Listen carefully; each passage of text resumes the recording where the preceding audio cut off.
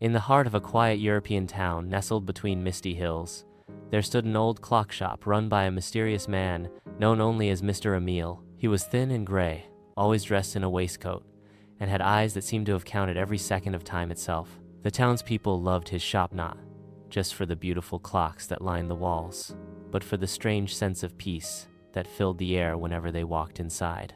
No one really knew where Mr. Emile had come from. He simply appeared one spring morning decades ago and never left. His clocks always told the right time, even the ones no longer ticking. But what truly intrigued everyone was the clock in the center of the shop. It was massive, 7 feet tall, with gold-trimmed wood and hands made of sapphire. Its face had no numbers, only 12 tiny symbols no one could understand. And it never moved, not a tick. "Why doesn't it work?" children would ask. "It's waiting," Mr. Emile would reply. One rainy afternoon, a young girl named Clara wandered into the shop, soaked and shivering. Her family had just moved to town, and she was curious about the stories she had heard. Mr. Emile handed her a warm cloth and a cup of cinnamon tea, without saying a word. Clara, bolder than most, pointed at the strange clock. "What is it waiting for?" Mr. Emile stared at the clock for a long moment, then answered quietly, "A choice."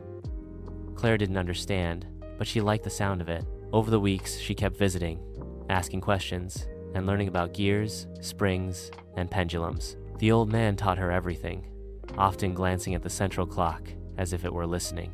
One evening, after months of friendship, Clara returned to the shop only to find Mr. Emile gone. A note sat on the counter. "Time only gives us so much. The rest, we must wind ourselves." Beneath the note was a small silver key. Clara picked it up, feeling a strange pull toward the great clock. She walked over and saw a tiny keyhole beneath the symbols. Her heart raced as she fit the key inside and turned. Tick. The hands moved just once, then twice. Suddenly, the room changed.